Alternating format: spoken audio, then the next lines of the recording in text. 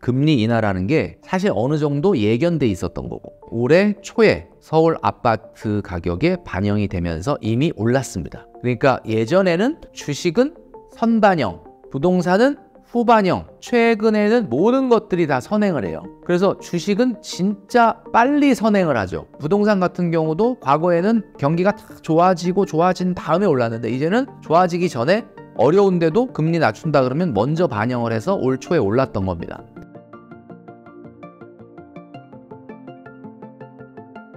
올해 집값 2차 조정이 올 것으로 예측하셨는데 실제로 최근 들어 부동산 시장이 주춤해진 이유가 무엇인가요? 사실 집값은 이제 아파트 가격이 전반적으로 봤을 때 영향을 받는 변수는 단기적 변수냐 장기적 변수냐 이거에 따라 다르네요. 단기적 변수는 집을 막 살려고 하는 사람들이 생각하는 거예요. 왜냐하면 지금 내가 집을 보러 다니고 집을 지금 살까? 아니면 좀 이따 살까? 막 이렇게 막 지금 이런 분들이 단기적 변수를 보는데 단기적 변수는 금리와 경기입니다. 근데 사실은 금리죠. 금리가 조금 현실적으로 낮아지면 단기적으로 집값 상승을 자극을 한다. 그러니까 단기적으로는 그래요. 장기적으로는 통화량이나 인플레이션의 영향을 받는 거죠. 근데 이제 우리가 아무래도 집을 사서 가지고 있는 분들이야 장기적 변수에 관심이 있겠지만 안 사고 있는 분들은 늘 단기적 변수에 관심을 갖는데 올해 이제서부터 내년까지 통화정책이 긴축으로 가지는 않을 것 같단 말이죠. 미국도 어렵고 우리나라도 어렵기 때문에 특히 우리나라가 조금 더 어려운데 경기가 어려운 국면을 극복하기 위해서 사실은 부담스럽지만 금리를 좀 낮출 가능성이 있다. 그러면 이것이 집값을 당연히 자극할 수가 있죠. 그런데 금리 인하라는 게 사실 어느 정도 예견돼 있었던 거고 이 예견돼 있었던 기대감이 올해 초에 서울 아파트 가격에 반영이 되면서 이미 올랐습니다. 그러니까 예전에는 주식은 선반영, 부동산은 후반영, 그래서 경기에 선행한다, 후행한다 이런 얘기가 있었는데 최근에는 모든 것들이 다 선행을 해요. 그래서 주식은 진짜 빨리 선행을 하죠. 부동산 같은 경우도 과거에는 경기가 다 좋아진 다음에 올랐는데 이제는 좋아지기 전에 어려운데도 금리 낮춘다 그러면 먼저 반영을 해서 올 초에 올랐던 겁니다. 그러니까 올랐던 부분이 있기 때문에 금리 인하 효과는 적을 거라고 봐요. 떨어지진 않겠지만 올해 상반기에 서울 아파트가 꽤나 올랐기 때문에 이 꽤나 오른 가격에서 더 꽤나 오르기는 어려울 거다. 그래서 금리 인하 효과는 미미할 가능성이 높습니다. 그렇다고 우리가 금리를 지금 당장 1%, 2% 떨어뜨리는 거는 아니기 때문에 그런 상황이라고 보고요. 그렇다면 강보합, 약보합 이런 어떤 그런 흐름이 계속될 거라고 보는데 제가 봤을 때는 서울 같은 경우는 여러분들이 관심이 많이 있으시겠지만 그 주택구입부담지수라는 걸 볼 필요가 있어요. 주택구입부담지수는 2022년 3분기가 최고였는데 214였습니다. 214라는 게 무슨 뜻이냐면 서울에 사는 중간소득자가 중위소득자가 중간집을 살 때 자기 소득의 원금과 이자를 얼마나 내야 살 수 있느냐 25%를 내야 살 수 있다가 지수 100이에요. 그런데 214까지 갔다는 얘기는 무슨 얘기냐면 서울의 중위소득자가 서울의 중간집을 살 때 자기의 월 소득의 55%를 원리금으로 내야만 살 수 있었다. 그런 얘기죠. 그런데 이게 지금 2024년도 2분기까지 얼마나 떨어졌냐? 140대로 떨어졌습니다. 자, 그러니까 2021년 2년도 꼭대기에 비해서는 사실은 주택 구입 부담이 적어진 거예요. 그러니까 이럴 때 사실은 투기 수요가 조금 나타날 수 있습니다. 한마디로 얘기하면 금리 인하 효과는 미미하지만 일부 전반적인 상승은 아니지만 일부의 부동산 매물에 대해서는 가격 상승이 여전히 더 있을 가능성이 있다. 이게 유효하다. 이렇게 볼 수가 있죠. 근데 이제 여러분들이 주택시장을 볼 때 실수요자 입장에서 여러분들이 보실 테니까 2020년, 21년도가 많이 올랐잖아요. 그때 2020년, 21년도 올라갈 때 그 상승률을 보면 전국의 상승률에 비해서 서울의 상승률이 반에도 못 미쳤습니다. 믿기지 않으시겠지만 2020년, 21년도에 올라간 거에 절반도 서울이 안 올라갔어요. 그런데 22년, 23년도 금리 올라가면서 조정을 다 받았는데 그때 조정받을 때는 서울이 전국 평균과 비슷하게 떨어졌어. 그럼 그 얘기는 무슨 얘기입니까? 20년, 21년 올라갈 때는 덜 올라갔는데 떨어질 때는 그 하락률이 똑같았다. 그럼 그 얘기는 서울만 약간 저평가가 돼 있었기 때문에 올해 초부터 서울만 올랐던 거죠. 근데 이제는 그것도 멈춰 있는 상태고, 그러니까 이 상태에서는 서울 같은 경우도 더 대세 상승으로 가기는 당분간 좀 어렵고 강보합의 시장이 좀 계속될 가능성이 좀 있다라고 보고요. 140이라고 하는 주택 구입 부담 지수가 제가 보기에는 여전히 부담스러운 수준입니다. 이게 무슨 얘기냐면 내가 내 소득의 거의 보면 30% 이상, 35% 가까이를 주택 구입 부담 지수, 그러니까 원금과 이자로 납입을 해야만 집을 살 수 있는 수준이기 때문에 제가 봤을 때는 아주 하이엔드의 상위 매물 빼고는 하이엔드 상위 매물 같은 경우 뭐 아까 얘기했던 것처럼 뭐 원베일리, 레미안 원베일리 반포에 있는 뭐 그런 아파트가 뭐 45억, 50억 간다고 하잖아요. 그건 약간 시장 자체가 달라요. 일반적인 사람들이 아니에요. 그런 이제 시장 자체가 다르기 때문에 그런 어떤 특수한 매물들 빼고는 사실은 상승 여력은 좀 없을 거다라고 보고 있고요. 그래서 진짜 수요자다라고 한다면은 그 가격대에서 상당히 많은 임장을 통해서 우리가 흔히 발품 판다 그러죠. 그런 걸 통해서 조금 낮은 가격에 매물을 받아낼 수 있다면 과히 큰 문제는 없지 않겠느냐 이런 생각을 하는 거죠. 그렇다면 현재 무주택자는 어떻게 대응해야 하나요? 그런 분들 같은 경우는 그러니까 이런 거예요. 어디가 유망해요? 어디에 집을 사는 게 좋아요? 라고 하는 질문은 사실 잘못된 질문이에요. 왜냐면 어디에 사는 게 더 유망해요? 라는 건 자, 강남이 있고 강북이 있어. 그냥 우리가 그냥 일반적인 분한테 물으면 자, 강남이 있고 강북 어디가 전망이 좋을 것 같아요? 그럼 그냥 왠지 강남이 좋을 것 같아요. 그거는 잘못된 말입니다. 왜냐하면 시장이 그동안에 강북보다 강남이 더 유망할 것 같아서 지금 그렇게 가격을 올려놓은 거잖아요. 그러니까 한마디로 얘기하면 강남에 사야 돼, 강북에 사야 돼. 동서남북으로 보면 서울 기준으로 동서남북으로 보면 동남이 서북보다 비싸거든요. 그럼 동남이 유망하다라는 거잖아. 그럼 유망하다는 건 이미 가격이 유망하니까 비싸진 거잖아. 아, 서북은 동남보다는 가격이 싸.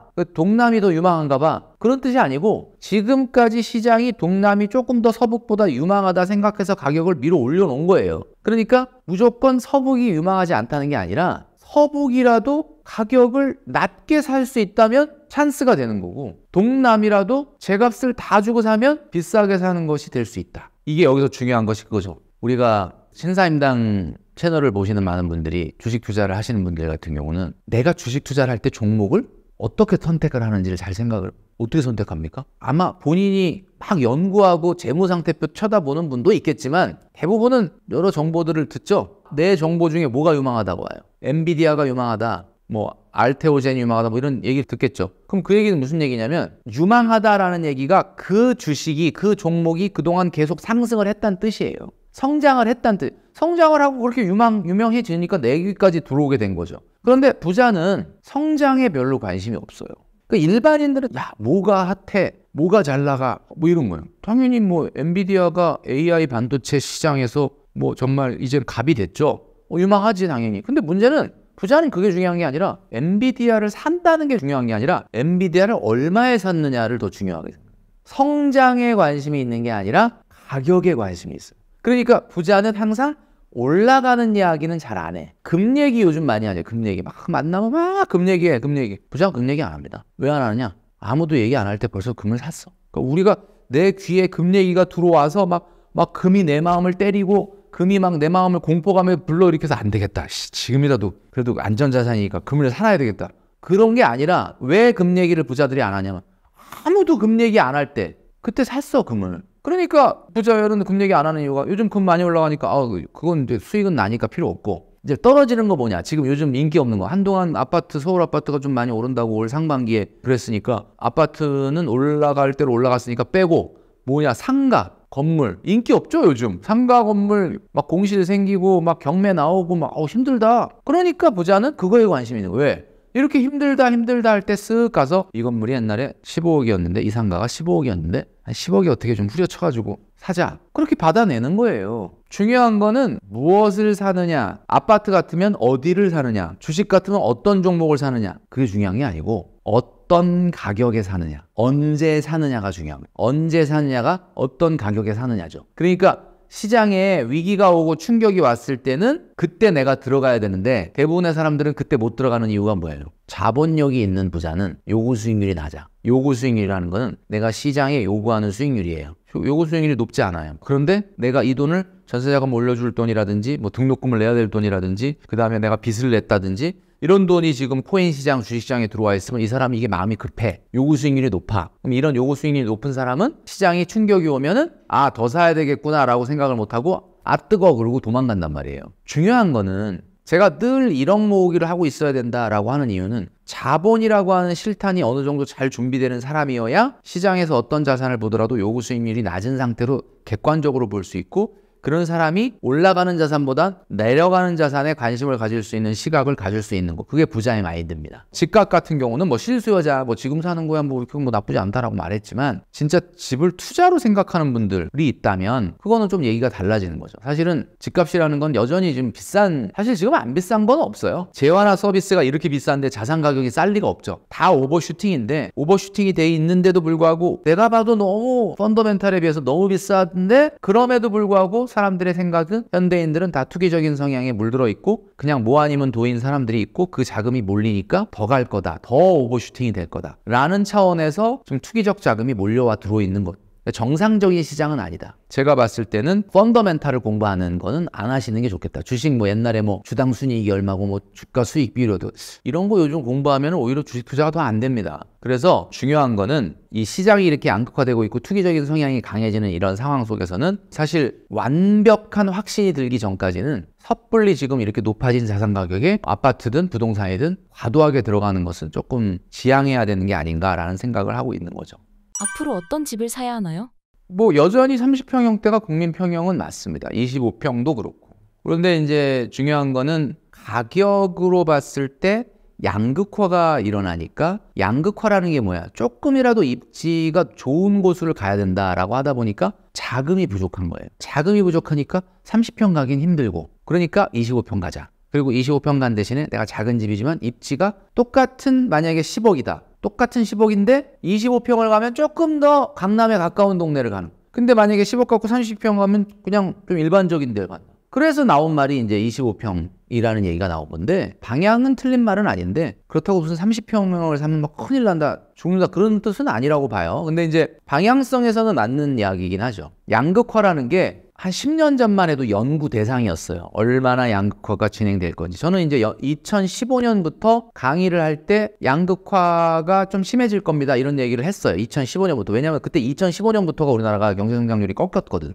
그러니까 그전에는 이명박 정부 이전만 해도 일단 경제가 어렵다 해도 그래도 5, 6%, 6, 7%가 왔다 갔다 했거든, 경제성장률이. 근데 2015년부터 꺾인 거예요, 경제성장률이. 그럼 경제성장률이 꺾인다는 건 무슨 얘기예요? 어디다 돈을 넣어도 뭐 수익이 안 나는 거야. 경제성장률이 2, 3%라는 얘기는 금리도 2, 3% 이상을 주기는 어렵다. 그런 얘기죠. 그렇게 되면 돈이 어디로 갑니까? 다 안전자산으로 가요. 아니면 완전 투기자산으로 가든지. 그러면 이렇게 되면 양극화가 벌어지는 거지. 그러니까 100억, 200억짜리 하는 집은 그냥 물건이 없어서 못 구해. 그런데 이제 서울에 제일 어떻게 보면 낮은 지역의 아파트 같은 경우는 뭐 5억, 6억짜리 30평도 있거든요. 서울인데? 원베일리가 50억 가는 시대에 5, 6억짜리 30평 아파트가 있다면 10배 나는 거 아닙니까, 차이가? 이런 식으로 가는 거예요. 일기 신도시 일산, 분당, 평촌만 하더라도 분당에 비해서 일산 아파트 가격이 지금 거의 반 수준밖에 안 됩니다. 이런 현상들이 왜 발생을 하느냐? 그러니까 이런 현상이 가속화될 거라는 거예요. 이게 변수가 아니라 상수가 됐어요. 이걸 시장이 잘 알고 이제는 사람들이 깨달은 거야.